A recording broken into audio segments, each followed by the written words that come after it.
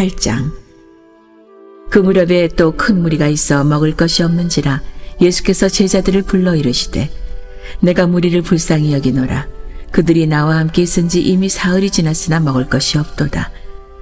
만일 내가 그들을 굶겨 집으로 보내면 집에서 기진하리라. 그 중에는 멀리서 온 사람들도 있느니라. 제자들이 대답하되 이 광야 어디서 떡을 얻어 이 사람들로 배부르게 할 수 있으리이까? 예수께서 물으시되 너희에게 떡 몇 개나 있느냐?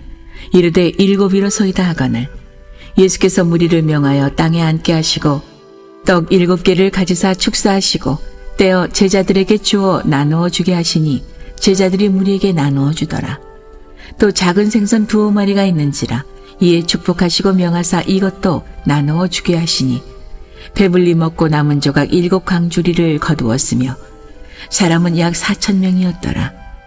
예수께서 그들을 흩어 보내시고 곧 제자들과 함께 배에 오르사 달마누다 지방으로 가시니라. 바리새인들이 나와서 예수를 힐난하며 그를 시험하여 하늘로부터 오는 표적을 구하거늘 예수께서 마음속으로 깊이 탄식하시며 이르시되 어찌하여 이 세대가 표적을 구하느냐? 내가 진실로 너에게 이르노니 이 세대에 표적을 주지 아니하리라 하시고 그들을 떠나 다시 배에 올라 건너편으로 가시니라. 제자들이 떡 가져오기를 잊었음에 배에 떡 1개밖에 그들에게 없더라. 예수께서 경고하여 이르시되 삼가 바리새인들의 누룩과 헤롯의 누룩을 주의하라 하시니 제자들이 서로 수군거리기를 이는 우리에게 떡이 없음이로다 하거늘 예수께서 하시고 이르시되 너희가 어찌 떡이 없으므로 수군거리느냐? 아직도 알지 못하며 깨닫지 못하느냐? 너희 마음이 둔하냐? 너희가 눈이 있어도 보지 못하며 귀가 있어도 듣지 못하느냐? 또 기억하지 못하느냐? 내가 떡 5개를 5,000명에게 떼어줄 때 조각 몇 바구니를 거두었더냐? 이르되 12이니이다. 또 7개를 4,000명에게 떼어줄 때 조각 몇 광주리를 거두었더냐? 이르되 7이니이다. 이르시되 아직도 깨닫지 못하느냐 하시니라. 벳세다의 이름에 사람들이 맹인 한 사람을 데리고 예수께 나와 손대시기를 구하거늘 예수께서 맹인의 손을 붙잡으시고 마을 밖으로 데리고 나가사 눈에 침을 뱉으시며 그에게 안수하시고 무엇이 보이느냐 물으시니 쳐다보며 이르되 사람들이 보이나이다. 나무 같은 것들이 걸어가는 것을 보나이다 하거늘 이에 그 눈에 다시 안수하심에 그가 주목하여 보더니 나아서 모든 것을 밝히 보는지라. 예수께서 그 사람을 집으로 보내시며 이르시되 마을에는 들어가지 말라 하시니라. 예수와 제자들이 빌립보 가이사랴 여러 마을로 나가실새 길에서 제자들에게 물어 이르시되 사람들이 나를 누구라고 하느냐? 제자들이 여짜와 이르되 세례 요한이라 하고 더러는 엘리야 더러는 선지자 중에 하나라 하나이다. 또 물으시되 너희는 나를 누구라 하느냐?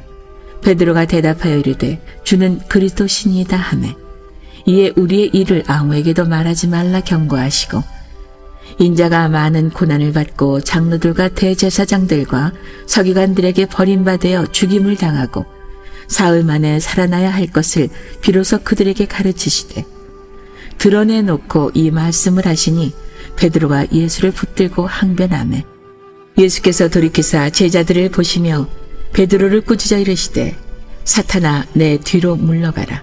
내가 하나님의 일을 생각하지 아니하고 도리어 사람의 일을 생각하는도다 하시고 무리와 제자들을 불러 이르시되 누구든지 나를 따라오려거든 자기를 부인하고 자기 십자가를 지고 나를 따를 것이니라.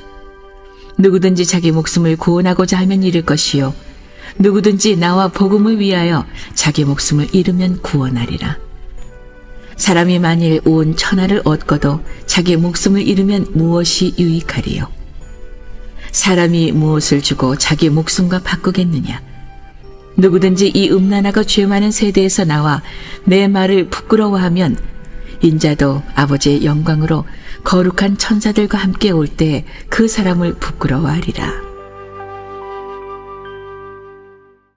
오늘도 믿음으로 하루의 이 첫 시간 하나님 품에 나오신 여러분 모두를 주님의 이름으로 축복하고 환영합니다. 할렐루야. 오늘도 승리하셨습니다. 이 새벽에 참 나오는 게 쉽지 않은데 제가 오늘 이게 나오면서 보니까 또 우리 어느 권사님은 이렇게 차량으로 새벽에 이렇게 픽업을 해가지고 오시는 모습을 보고 참 우리 집사람하고 얘기를 하면서 감동이 되고, 하나님이 축복해 주실 거야. 할렐루야. 귀한 일이죠. 혼자 나오는 것도 쉽지 않은데 이렇게 함께 차량 운행을 해서 나온다는 거예요. 새벽에. 그 마음을 보시는 거예요. 복이 굴러 들어오고 있습니다. 할렐루야. 어찌 하나님이 축복하지 않으시겠네요. 가만히 있어도 그냥 축복이 막 굴러 들어오는 거예요. 축복의 문이 열립니다. 여러분, 우리가 하나님 앞에 진심으로 나가면요, 하나님께서 그 사람과 그 가정과 그 자녀와 그 가문과 그가 속한 교회를 축복하지 않을 수가 없어요. 중요한 건 우리가 진정성을 가지고 기도하고 진정성을 가지고 하나님을 섬기며 나가는 거예요. 그럴 때 역사는 나타나는 겁니다. 오늘 이 마가복음 8장 말씀, 놀라운 말씀이 이곳에 기록이 돼 있어요. 칠병이어의 말씀, 그 말씀이 거의 대부분이고, 그리고 뒷자락에는 사랑하는 제자 베드로가 하나님의 일을 생각하지 아니하고 사람의 일을 생각하게 되는, 우리가 기도하지 않으면 우리도 모르는 사이에 다 사람의 일을 생각하며 살아요. 사람의 일을 생각하며 예배하고 사람의 일을 생각하며 봉사하고 사람의 일을 생각하며 섬기며 살아가요. 책망의 대상이 될 수밖에 없어요. 우리가 하나님 앞에 기도하고 예배하고 섬길 때 저는 바라니 여러분이 하나님의 일을 생각하며 섬기는 축복이 있게 되기를 간절히 바랍니다. 그러기 위해서는 깨어 기도하는 수밖에 없어요. 다른 답이 없습니다. 기도하지 않으면 온갖 악한 생각에 사로잡히게 돼요. 그리고 그 육신적인 생각을 따라 살게 되기 때문에 결국 하나님을 영화롭게 하는 게 아니고 사망에 이르게 되는 거예요. 갈등을 조장하고 분열을 조장하고, 그리고 세우는 것이 아니고 무너뜨리는데 선봉이 된다는 거예요. 할렐루야. 그러나 영의 일을 생각하면 언제나 우리가 있는 곳 생명의 역사가 나타나고요. 무너진 곳이 나 때문에 세워지고요. 할렐루야. 그리고 갈등이 있는 곳에 나로 인하여 평화가 도래하게 되는 역사들이 나타나는 거예요. 그 성령의 9가지 열매가 기도할 때 나타나는 거예요. 할렐루야.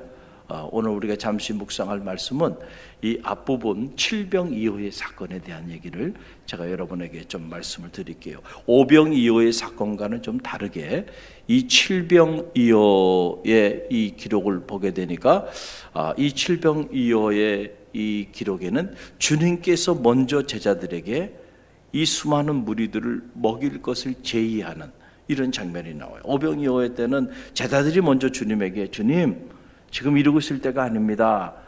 이 많은 무리들을 각 촌으로 보내서 먹을 양식을 스스로 구하게 해야 합니다. 그랬는데 이번 칠병이어 때는 보니까 주님께서 먼저, 이들이 나와 함께 사흘이나 지났는데 먹을 것이 없다.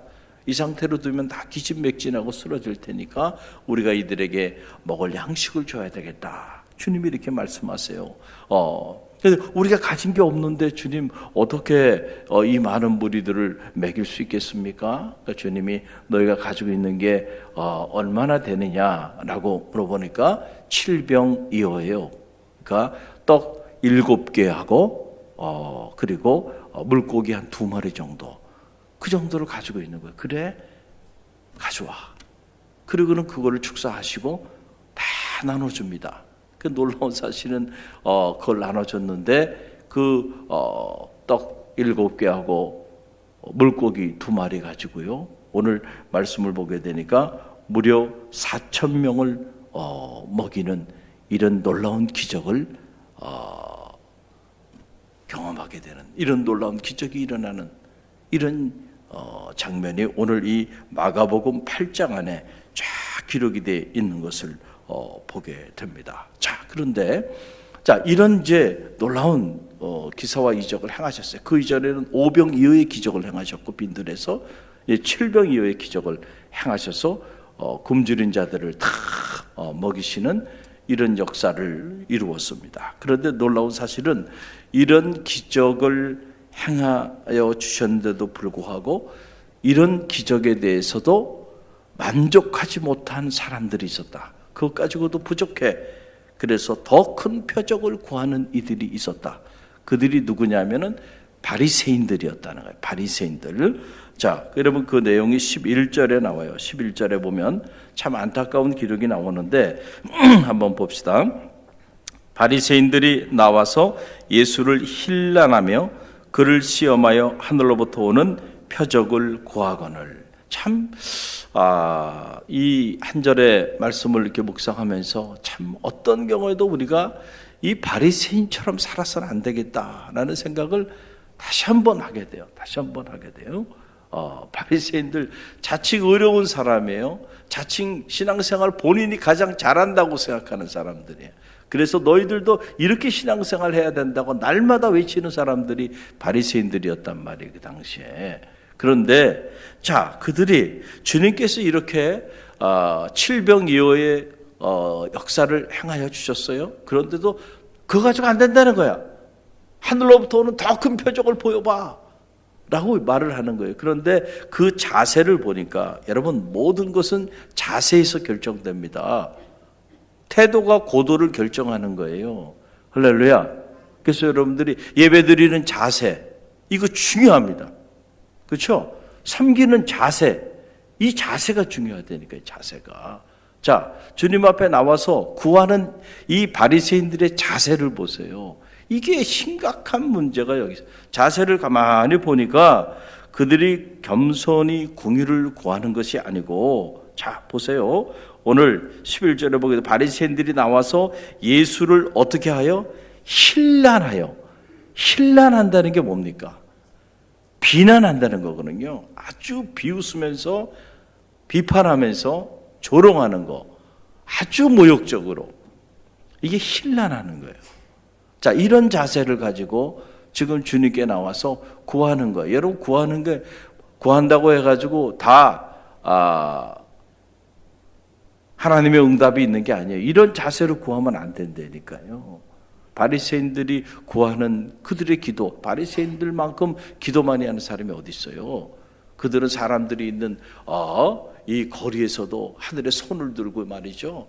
늘 기도했어요. 그럼 너희는 그렇게 기도하지 말아라. 차라리 저렇게 기도할 바에야 골방에 들어가서 기도하라. 할렐루야. 사람들에게 보이기 위해서, 그렇죠? 내 의의를 드러내기 위해 나는 이렇게 경건하고 이렇게 기도를 많이 하는 사람입니다 라고 하는 걸 스스로 드러내기 위해서 말이죠. 온갖 미사여구를 다 사용해 가면서 말이죠. 그 사람이 기도 잘하는 사람이 아니에요. 그런 기도 하지 말라는 거예요. 할렐루야. 그래서 우리가 이렇게 기도하는 일 귀해요. 그러나 이것이 내 의의가 되지 않게 되기를 간절히 바랍니다. 늘 겸손해야 돼. 늘 겸손해. 응? 얼마나 교만합니까? 아니 예수님을 힐난하면서 그들이 그런데 힐난하면서 주님께 구하는데 그 구함의 목적도 보니까 선의가 아니에요. 악의를 가지고. 그거 보세요. 힐난하며 그를 시험하여 하늘로부터 오는 큰 표적을 구했다. 그러니까 하늘로부터 오는 표적을 구하는 그 목적이 어디 있어요? 목적 자체가 주님을 시험해서 무너뜨리고자 하는 목적을 가지고.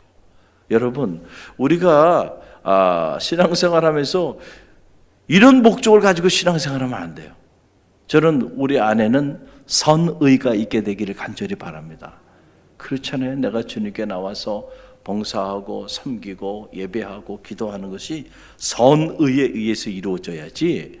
여러분 이런 잘못된 목적을 가지고 그런 일을 행한다고 한다면 결국 이 바리새인과 같은 삶의 자리 가운데 우리가 떨어져 버리게 된다라고 하는 사실이에요. 자, 바리새인들 열정도 있고 나름 열심히 살았고 나름 기준을 가지고 율법에 성실하게 자기 삶을 조명하면서 살았던 그런 사람들이에요. 그러나 안타깝게도 끊임없이 예수님과는 대척점에 서 있었던 사람들, 이 사람들이 바리새인들이고 결국 이 바리새인들이 주님을 십자가에 못 박는 주인공들이 되고 맙니다. 주님을 전혀 몰랐던 사람이 주님을 팔아먹고 주님을 십자가에 매달았을 것 같죠? 아니라니까요, 여러분. 이런 걸 보면은 아하, 이게 우리가 신앙생활을 정말 잘해야 되는구나. 할렐루야. 우리는 그냥 교회 멤버십을 가지고 이렇게 1년, 2년, 10년, 20년 집사님이 되고 권사님이 되고 장로님이 되면 내가 신앙생활을 잘 한다고 생각해요. 아니에요. 저는 여러분의 신앙생활 성공하게 되기를 간절히 바랍니다. 신앙생활 성공하는 일 결코 쉽지 않아요. 언제까지? 주님 오시는 날까지, 내가 주님 앞에 서는 날까지 여러분의 영적인 성장이 멈춰지지 않게 되기를 간절히 바랍니다. 여러분, 그걸 왜 기도해야 돼요? 우리는 이렇게 조금 하다가 금방 무너져 내리면 또 이렇게 나이가 들면서 또 모든 것들을 다 내려놔요. 여러분, 아니에요. 하나님 부르는 날까지 저도 그렇게 기도해요. 하나님이 저를 부르시는 그날까지 제게 있는 모든 에너지를 다 소진하고 남는 거 하나 없이 그렇게 제 육체는 썩어지기를 원합니다. 여러분 보세요. 내 에너지도 있고요, 내 힘도 다 남아있는데 내 인생의 터미널을 맞이한다면 남겨놓은 것들 아깝지 않나요? 여러분 그런 생각을 안 해보셨나요 혹시? 저 그런 생각을 종종 합니다. 아낌없이 다 쓰고, 그렇죠? 그리고 난 다음에 하나님 저를 부르세요. 그럼 그때 후회 없이 갈 겁니다. 그런데 여기 내가 아직도 에너지가 너무 많아. 하나님 주신 은사도 많고 열정도 많고 힘도 많은데 그거 다 주님의 영광을 위하여 사용도 하지 못하고 그냥 한 줌 재로, 그리고 주님 앞에 선다면 부끄럽지 않나. 할렐루야. 다 사용해야 돼요. 여러분에게 준 에너지도 다 사용하십시오. 할렐루야. 이 바리새인들의 이런 모습을 보면서 참 안타까움이 밀려오게 되는데, 자, 우리가 마지막 하나님 부르는 순간까지 영적으로 긴장감을 가지고 내가 영적으로 내 신앙생활 성공해야 되겠다는 생각을 가지고, 왜냐하면 끊임없이 도전하기 때문에 그래요. 끊임없이 미혹에 넘어가고, 끊임없이 이런 자기 의와 자기 교만에 넘어가고, 끊임없이 어제 말씀드렸던 것처럼 원불교 신자들이 되는 가능성이 있고요. 이게 심각하단 말이에요. 여기서 여러분들이 떨어져 나가지 않기 위해서는요, 마지막 순간까지 깨어 기도해야 돼. 할렐루야. 그 수밖에는 답이 없습니다. 저도 마찬가지예요. 성직자들도 마찬가지예요. 깨어서 기도하지 않으면 한순간에 나락으로 떨어져요. 한순간에 육신적인 생각에 전착해가지고요, 헤어나오질 못하게 돼요. 그런데 하물며 여러분들은 어떻겠어요? 더하면 더하지 덜하진 않을 거란 말이죠. 할렐루야. 이 바리새인의 이 안타까운 모습이에요. 그래서 자, 이렇게 주님을 힐난하며 그리고 주님을 시험할 목적을 가지고 주님께 하늘에부터 오는 더 큰 표적을 구하는 그들에게 주님께서 표적을 행하여 주시겠어요? 여러분, 절대로 주님이 이런 목적을 가지고 이런 자세를 가지고 주님께 나와 기도하는 자들에게 하늘의 문이 열리지 않아요. 주님이 능력이 없어서가 아니고요, 그들의 그 목적이 잘못됐고 그들의 자세가 잘못됐기 때문에 주님께서는 이들에게 행하지 않고 오히려 오늘 말씀 보게 되니까 이 바리새인들의 누룩과 헤롯의 누룩을 너희는 주의하라 라고 하는 경고의 메시지를 선포하십니다. 그 내용이 14절로 15절에 나와요. 14절로 15절 말씀 우리 함께 읽겠습니다. 제자들이 떡 가져오기를 잊었음에 배에 떡 한 개밖에 그들에게 없더라. 예수께서 경고하여 이르시되 삼가 바리새인들의 누룩과 헤롯의 누룩을 주의하라 하시니, 갑자기 이 말씀이 등장하니까 여러분들 대체 이게 무슨 내용인가 조금 이해하기가 난해할 거예요. 자, 이 내용은 무슨 말이냐면 이런 내용입니다. 지금 배를 타고 주님이 이렇게 가시는데 그만 제자들이 떡을 좀 챙겼어야 되는데 요즘 말로 말하면 도시락을 좀 챙겼어야 되는데 도시락을 챙기지 못하고 떡을 한 개만 가져온 거야. 근데 식사를 해야 될 때가 됐는데 떡이 없는 거예요. 먹을 양식이 없는 거예요. 그래가지고 이 먹는 문제 때문에 또 문제가 이 제자 공동체 안에서 일어나게 된 거예요. 그 모습을 보시고 주님께서 하신 말씀이 바로 바리새인들의 누룩과 헤롯의 누룩을 너희는 주의하라 라고 하는 말씀을 주신 거예요. 그러면 이것이 갖는 의미가 뭘까? 누룩, 쥐메스라고 하는 말인데, 누룩이라는 거는 이 밀가루 반죽을 해놓고 그리고 걷다가 이 누룩을 집어넣으면은요, 시간이 지나면은 어떻게 돼요? 이게 부풀어 오릅니다. 그러니까 이 밀가루 반죽을 부풀어 오르게 하는 이 효모가 바로 쥐메스예요. 이게 누룩이에요. 우리 어릴 때 보면은 이렇게 밀가루를 이렇게 반죽을 해가지고 그 다음에 여기다가 효소를 누룩을 넣어가지고 어디다 갖다 놔요? 따뜻한 안방에다가, 그렇죠? 이렇게 천을 뒤집어 씌우고 그 다음에 이불도 뒤집어 씌워가지고 따뜻한 아랫목에다 갖다 놔요. 그리고 이제 시간이 지나고 나면 이게 요만했던 것이 말이죠, 이렇게 부풀어 오릅니다. 그래서 그거 쪄서 먹었던 거 아닙니까? 바로 그거예요. 그러니까 그런데 이 누룩이 이렇게 긍정적인 면에서 이렇게 설명을 한 게 아니고, 이 성경에 보게 되면 이 누룩은 영향력이 있는 거예요. 그러니까 그 전에 작은 걸 크게 만들 영향력이 있잖아요. 이 악한 영향력을 상징하는 것이 누룩이었단 말이에요. 그 성경에 보게 되면 이 악한 영향력을 발휘하는 것, 그것을 누룩이라는 단어로 표현하면서 그것을 주의하라고 한 거예요. 그러니까 이 바리새인들도 영향력이 있어요. 그런데 그게 선한 영향력이 아니고 어떤 영향력이 있다는 거예요? 악한 영향력이 있어. 그걸 주의해. 헤롯을 쫓는 무리들, 그들도 영향력이 있는데 그 영향력, 그것이 악한 영향력이기 때문에, 너의 거룩한 삶을 해치는 영향력이기 때문에 그런 영향력을 가지고 있는 그들의 누룩에 주의하라 라고 하는 그런 메시지를 주님께서 전하고 계신 거예요. 그러면은 자, 바리새인들의 누룩의 정체가 뭡니까? 바로 그것은 두 가지. 하나는 바리새인들은 오늘 말씀에 근거해 보면 선의가 아니고 악의적 목적으로 표적을 구하는 사람들. 그렇죠. 여러분, 예수님께서 하나님의 아들로서의 공생애를 시작하려고 하니까 악의적 목적을 가지고 사탄이 와서 주님을 시험하잖아요. 그렇죠. 당신이 하나님의 아들이면 이 돌들을 떡덩이가 되게 해봐. 저 성전에서 뛰어내려봐. 그리고 온 천하를 보여주면서 아무도 안 보니까 나한테 한 번만 절해. 그러면 이 모든 천하를 내가 너에게 줄게. 자, 다 이렇게 악의적 목적을 가지고 말이죠, 주님을 시험했어요. 주님이 능력이 없어서가 아니고요, 그 사탄의 그 악의적 목적을 알았기 때문에 사탄아 물러가라.